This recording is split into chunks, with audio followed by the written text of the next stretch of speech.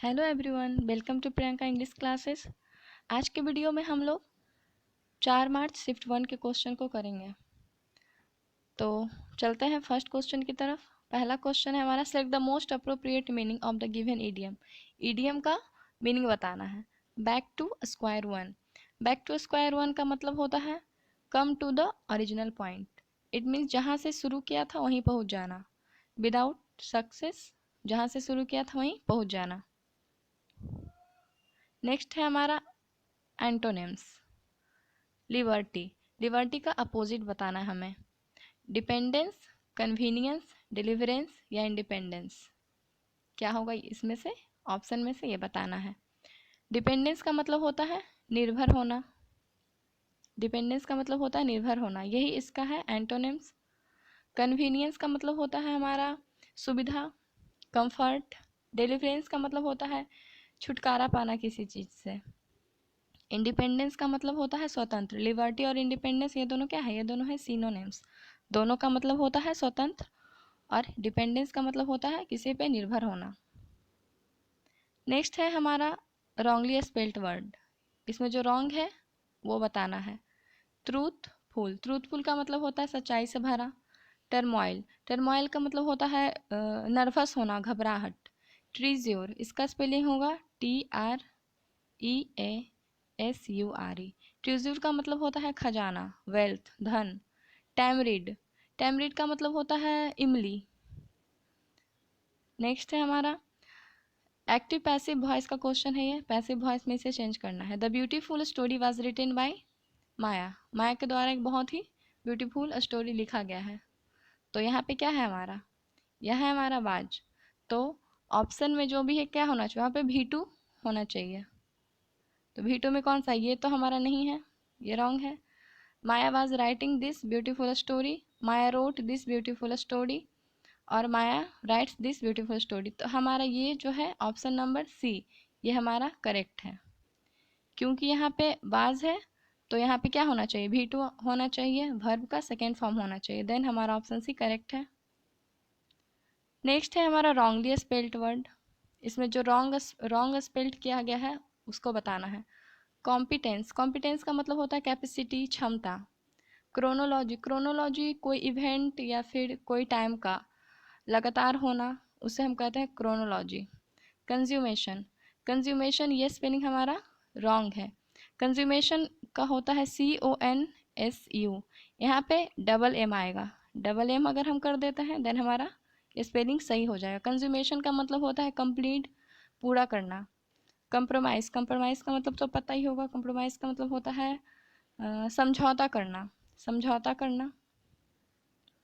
Next हमारा improvement का question है। इसमें इम्प्रूवमेंट हमें इस पार्ट में करना है, ग्रेट स्ट्रांगनेस, इस पार्ट में। To fight on the battle field for the sake of one's country needs a great strongness. तो स्ट्रांगनेस जो है ये कोई वर्ड है ही नहीं है, स्ट्रांगनेस कोई वर्ड है ही नहीं। या तो हमारा स्ट्रांग होगा या तो हमारा स्ट्रेंथ होगा, ये दोनों कोई वर्ड है। स्ट्रांगनेस कोई वर्ड है ही नहीं, इट मीन्स ये रॉन्ग है। तो ऑप्शन हमारा D भी एलिमिनेट हो जाएगा। लोड्स ऑफ होता नहीं है, या तो हम ए लॉट ऑफ यूज़ करते हैं, या तो हम ए लॉट ऑफ यूज़ करते हैं या लोट्स ऑफ यूज़ करते हैं। ए लोट्स ऑफ जैसा कुछ होता ही नहीं है। तो हमारा क्या हो जाएगा, ग्रेट करेज। बैटल फील्ड में लड़ने के लिए हमें क्या चाहिए, ग्रेट करेज चाहिए। करेज का मतलब होता है उत्साह चाहिए, हिम्मत चाहिए। तो हमारा ऑप्शन ए करेक्ट है। नेक्स्ट हमारा कॉम्प्रीहेंसन। कॉम्प्रीहेंसन करने का सबसे बेस्ट तरीका क्या है, पहले इसे एक बार अच्छे से पढ़ लेंगे, फिर इसके वर्ड को, ऑप्शन को देखेंगे, उसके बाद हम फिलअप करेंगे।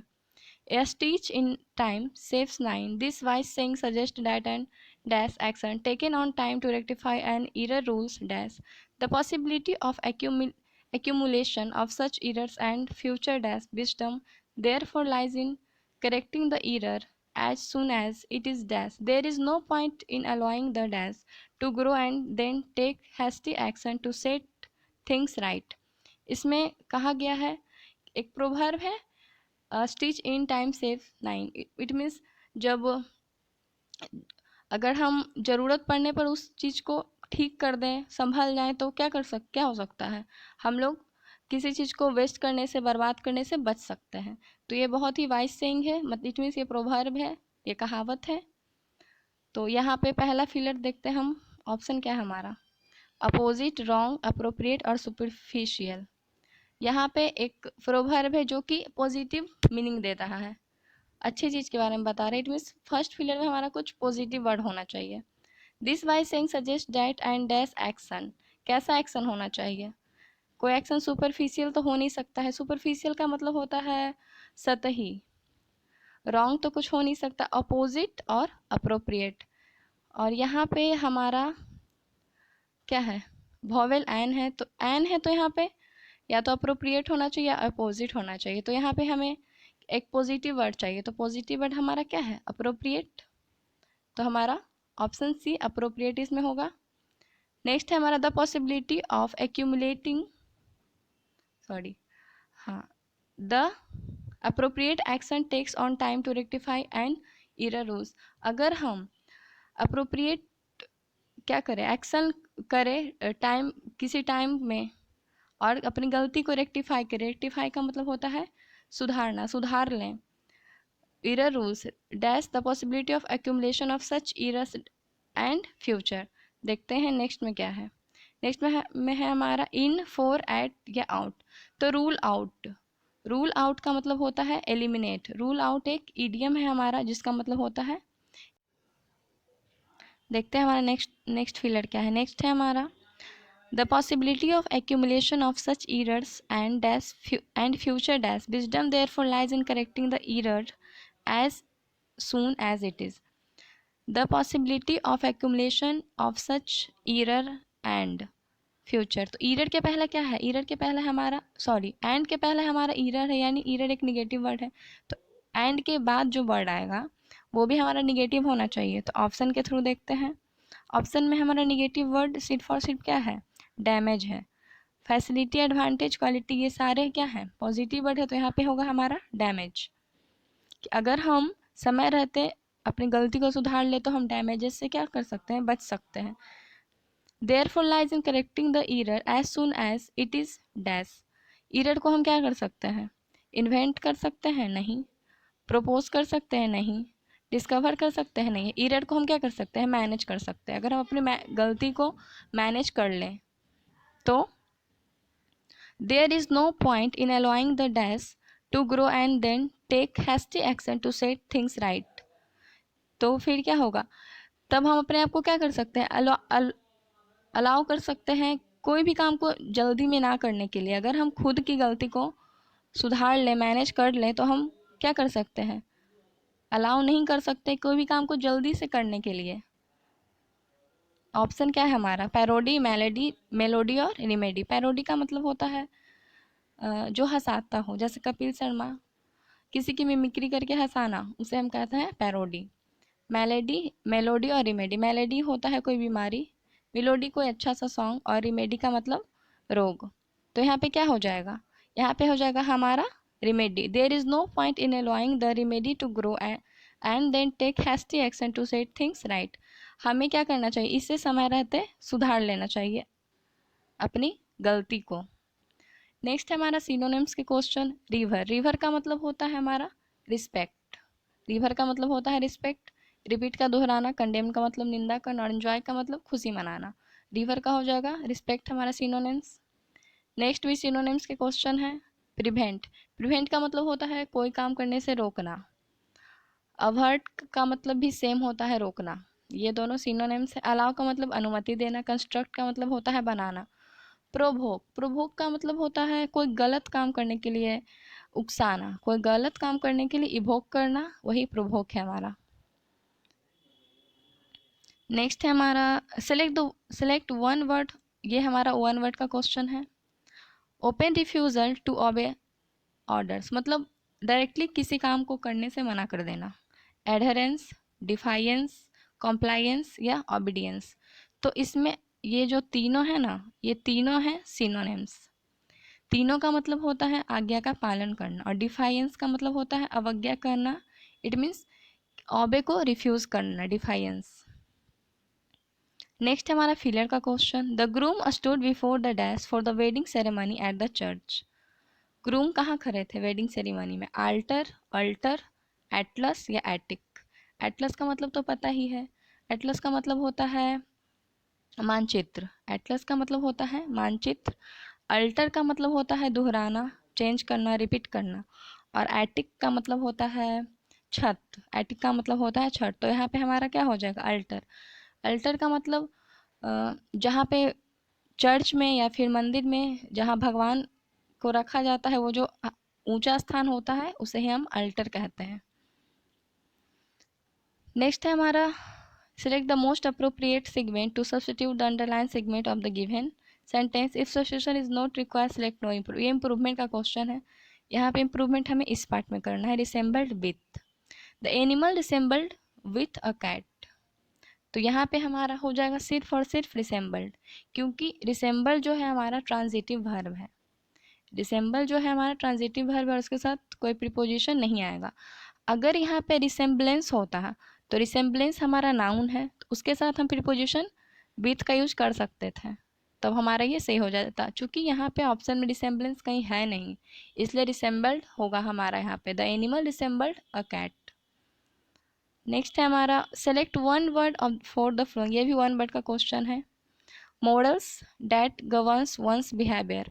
मॉडल जो आपके बिहेवियर के बारे में बताता हो उसे हम कहते हैं इथिक्स, उसे हम कहते हैं इथिक्स। साइकोलॉजी मतलब मनोविज्ञान। इंट्यूशन का मतलब होता है मन, मन में क्या है, अंदर की बात। एटीट्यूड, एटीट्यूड का मतलब होता है रवैया, प्रवृत्ति। नेक्स्ट क्वेश्चन क्यों जाता है, नेक्स्ट है हमारा नरेशन का क्वेश्चन। नेक्स्ट है हमारा नरेशन का question, the teacher commanded the student not to shout. इसमें हमारा क्या हो जाएगा, the teacher told to the student. यहाँ पे ये हमारा कौन सा सेंटेंस है, ये है हमारा इम्परेटिव सेंटेंस। और इम्परेटिव सेंटेंस में कभी सब्जेक्ट तो आता ही नहीं है। You mean I mean you नहीं आएगा पहले, ये भी नहीं आएगा, ये भी नहीं आएगा। इट मीन्स ये दोनों ऑप्शन तो हमारा रॉन्ग हो गया। यहाँ कमांड है तो यहाँ पे सेज टू नहीं आएगा, यहाँ पे आएगा हमारा set two. So answer should be C, option C is the correct answer. The teacher said to the student don't shout. Okay, देखते हैं नेक्स्ट क्वेश्चन क्या है हमारा। नेक्स्ट क्वेश्चन है हमारा एंटोनिम्स। ब्रॉड, ब्रॉड का मतलब होता है चौड़ा, ब्रॉड का मतलब होता है चौड़ा। लार्ज का मतलब होता है बड़ा, लॉन्ग का लंबा। नैरो का मतलब होता है संकड़ा, संकड़ा होता है नैरो का मतलब। वाइडन का मतलब भी होता है चौड़ा। तो ब्रॉड का एंटोनिम्स हो जाएगा हमारा नैरो। नेक्स्ट क्वेश्चन क्या है हमारा, नेक्स्ट है हमारा जंबल सेंटेंस। देखते हैं हम इसमें इवेंचुअली, इवेंचुअली है तो इवेंचुअली से कोई सेंटेंस बेसिकली स्टार्ट नहीं होता। इवेंचुअली हो गया, ग्रेजुअली हो गया, एट द लास्ट हो गया, इन ये सब जो भी वर्ड हैं इनसे कोई भी सेंटेंस का हम शुरुआत नहीं कर सकते हैं। यूजुअली ये लास्ट में आता है। तो ऑप्शन जिसमें भी ए से शुरू है, इट मीन्स हमारे दो ऑप्शन एलिमिनेट हो गए। जंबल सेंटेंस को करने का सबसे बेस्ट तरीका है आप ऑप्शन को एलिमिनेट करते जाएं। दो ऑप्शन एलिमिनेट हो गया, अब हमारा सिर्फ बचा है दो ऑप्शन। अब हम देखते हैं डी से और सी से क्या सेंटेंस शुरू हो सकता है। तो पढ़ते हैं हम क्वेश्चन को डी से पहले। Rama was a very poor girl. Rama एक बहुत ही गरीब लड़की है, तो उसे क्या चाहिए, she needed financial support to complete her graduation. तो डी के बाद सी का पेयर बनेगा, क्योंकि पहले वो गरीब है इसलिए उसे फाइनेंशियल सपोर्ट चाहिए। She engage herself in earn while you learn finance scheme in her college. वो उसने कॉलेज में, कॉलेज का स्कीम था कि पढ़ाई के साथ साथ आप अर्न भी कर सकते हैं, उसमें उसने इंगेज किया, भाग लिया। Eventually she overcome adversities and achieved success. Adversities का मतलब होता है विपत्ति या परेशानी, तो वो परेशानी से बाहर निकली और सफलता प्राप्त किया। तो ये हमारा लास्ट में होगा, हमारा इस तरह का होगा सेंटेंस डी सी बी और ए। चूंकि ए जो है हमारा लास्ट में जाए क्योंकि इसमें इवेंचुअली है, तो हमारा ऑप्शन बी करेक्ट है, D C B A. Next है हमारा select the most appropriate word to fill in the blanks. Filler का क्वेश्चन है। She dash on paying the bill at the restaurant. उसने रेस्टोरेंट में मतलब बिल को पे करने के लिए क्या किया, इंसिस्ट ऑन। इंसिस्ट के साथ ही हमारा प्रीपोजिशन ऑन लगता है। इंसिस्ट ऑन का मतलब होता है जोर देना। रिक्वेस्ट, सजेस्ट और ऑफर्ड, इन सब के साथ ऑन प्रीपोजिशन नहीं आता है। तो ये तीनों तो हमारा रॉन्ग है, हमारा ऑप्शन ए करेक्ट है, इंसिस्ट ऑन। नेक्स्ट हमारा, नेक्स्ट भी है जंबल सेंटेंस का क्वेश्चन। देखते हैं सबसे पहले इसे पढ़ के। We are going to the market, declare Ritu and Geetu. Where are you going? The father asked. Take your umbrella, it is going to rain. The mother said, yes definitely we will, replied the two. यहाँ पे इस jumble sentence में हो रहा है question पूछा जा रहा है और जवाब दिया जा रहा है। तो पहले क्या पूछा गया है? पहले पूछा गया है where are you going? The father asked. पहले पूछा जाएगा तभी तो आप उसका जवाब दोगे। तो ये हमारा क्वेश्चन है और इसका आंसर है ये। तुम कहाँ जा रहे हो? पिताजी ने ऐसा पूछा। We are going to the market, declare Ritu and Geetu. Ritu Geetu ने कहा कि वो दोनों मार्केट जा रहे हैं। तो हमारा बी और ए का पेयर बनेगा। जहाँ भी बनेगा बी और ए का पेयर बनेगा। ऑप्शन में देखते हैं बी और ए का पेयर कहाँ है। तो सिर्फ और सिर्फ ऑप्शन सी में हमारा बी और ए का पेयर है। तो डायरेक्ट हम ये आंसर कर सकते हैं बिना कुछ सोचे समझे। बस क्वेश्चन और आंसर को देख करके यहाँ ये पूछा गया और इसका जवाब ये है, देखते हैं पेयर कहाँ है, बस इससे हम इसको करेक्ट कर सकते हैं। आप चाहे तो पूरा पढ़ के देख सकते हैं। Where are you going? The father asked. We are going to the market, declare Ritu and Geetu. तो फिर उसके मम्मी ने क्या कहा? Take your umbrella, it is going to rain, the mother said. मम्मी ने कहा अम्ब्रेला ले लो, बारिश होगी। Yes definitely we will, replied the two. दोनों ने फिर जवाब दिया कि हाँ हम लोग ले लेंगे। तो ये हमारा कौन सा सही है? ऑप्शन है हमारा बी, ए और सी, डी हमारा करेक्ट है। Option number C. नेक्स्ट हमारा idiom dead hit. Dead hit का मतलब क्या होता है? डेड हिट का मतलब होता है close contest that in in a tie. जो ऐसा कंटेस्ट हो, ऐसा प्रतियोगिता है जिसमें लास्ट तक नहीं पता हो कि कौन जीतेगा, उसे हम कहते हैं डेड हिट। नेक्स्ट हमारा in the sentence identify the segment which contains the grammatical error. इसमें ईरर बताना, ईरर किस पार्ट में है? The boy which stole the money was cout by the police. इसमें यहाँ पे विच ये होगा नहीं, क्योंकि लिविंग थिंग के लिए विच का यूज़ तो होता नहीं है। द बॉय हु या फिर डैट हम यूज़ कर सकते हैं। तो ऑप्शन ए, इसमें हमारा ईरर है।